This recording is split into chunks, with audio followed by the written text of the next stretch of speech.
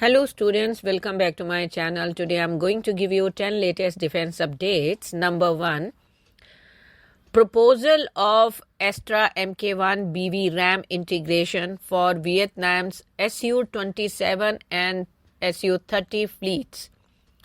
India has extended a significant offer to Vietnam to equip its Su-27 and Su-30 fighter jets with the Astra Mk1 Beyond Visual Range Air-to-Air Missile, that is known as BVRAM in short, a move that could further strengthen defense ties between the two nations. The Vietnamese People's Air Force currently operates a fleet of 10 Su-27 flanker combat aircraft alongside 35 Su-30 multi-role fighters, both of which could benefit from the advanced capabilities of the Astra Mk1 missile. The Astra Mk1 is India's first indigenously developed BVRAM designed to engage aerial targets at ranges beyond the visual line of sight. Developed by the DRDO, the Astra Mk1 features advanced guidance system enabling it to track and intercept enemy aircraft with high precision even in contested air environments. Next, India's 5th Gen AMCA program makes steady progress. India's ambitious 5th generation Advanced Medium Combat Aircraft AMCA program, designed to enhance the Indian Air Force capability, has made gradual yet significant strides, according to industrial sources close to IDRB. The program, which aims to develop a cutting-edge fighter aircraft with stealth features and advanced avionics, is currently progressing well, with key components nearing completion. Sources revealed that large portions of the AMCA's airframes are currently under construction, a crucial phase in the aircraft's development. Next, proposal of Praetor 600 for India's Netra Mk1. In a development that could reshape India's airborne early warning and control capabilities, Brazilian aerospace giant Embraer has confirmed ongoing discussions regarding the supply of more aircraft to the Indian Air Force Netra Mk1 Airborne Early Warning and Control System program.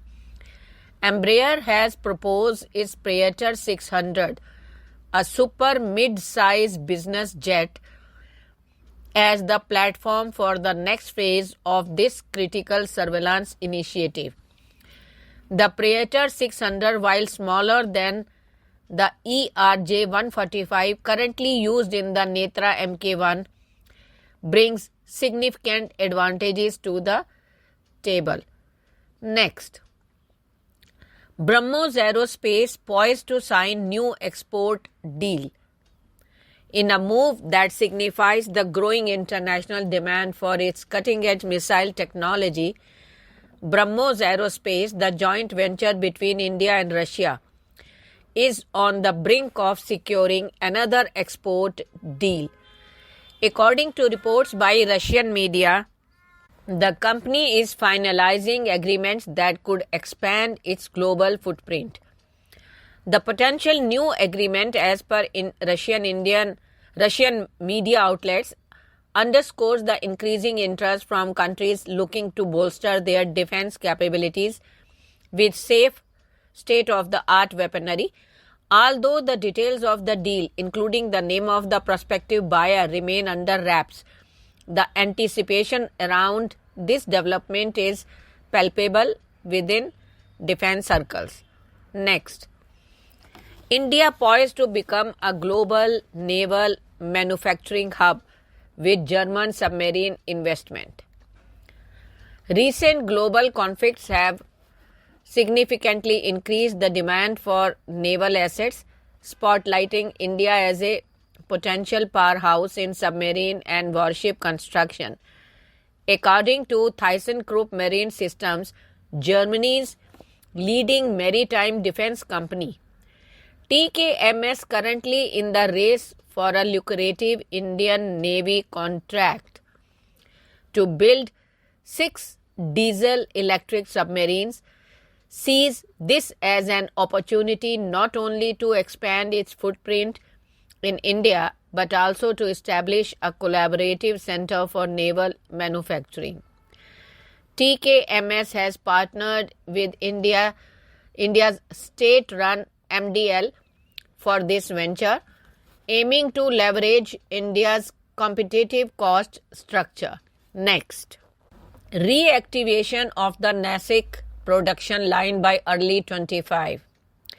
In a significant boost to India's air defense capabilities, the Ministry of Defence has inked a contract worth Rs 13,500 crore with Hindustan Aeronautics Limited for the procurement of 12 Su-30 MKI fighter jets.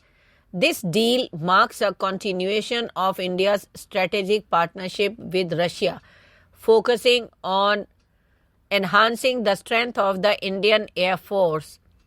The manufacturing of these aircraft will take place at HAL's Nashik division, which has not seen the production of the Su-30 MKI since completing the last batch of 12 aircraft in the fiscal year 2019-20.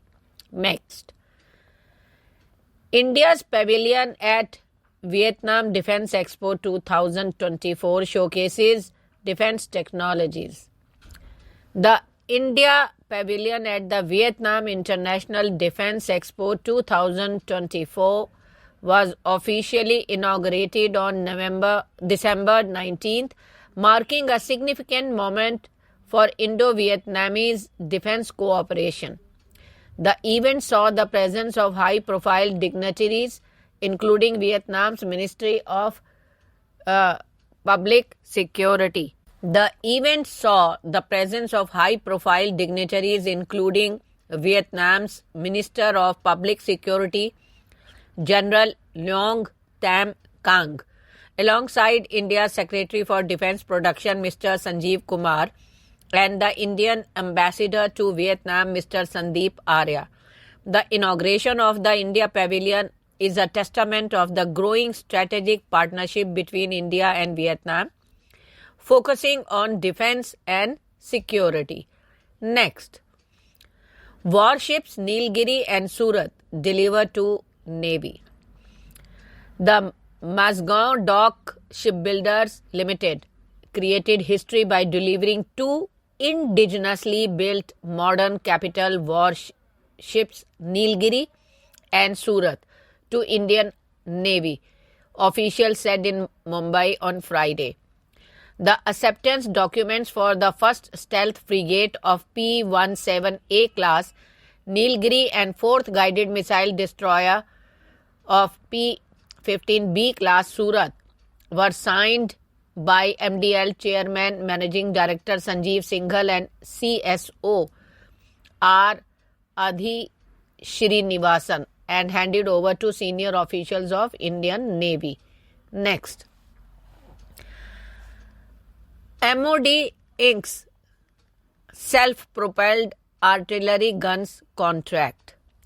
Ministry of Defence has signed a contract with Larsen & Toubro Limited for procurement of 155 mm/52 caliber K9 Vajra T self-propelled tracked artillery guns for the Indian Army under by category at a total cost of rupees 7,628.70 crore. The contract was signed by senior officials of the ministry and representatives of L&T in presence of Defence Secretary Shri Rajesh Kumar Singh in South Block, New Delhi. The procurement of K9 Vajra T will catalyze the artillery modernization and enhance overall operational readiness of the Indian Army. Next, Canada presented no evidence in support of serious allegations, says government. Canada has presented no evidence whatsoever in support of the serious allegations.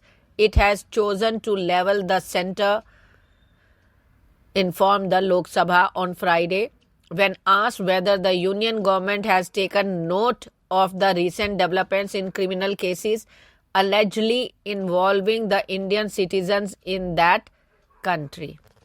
Thank you.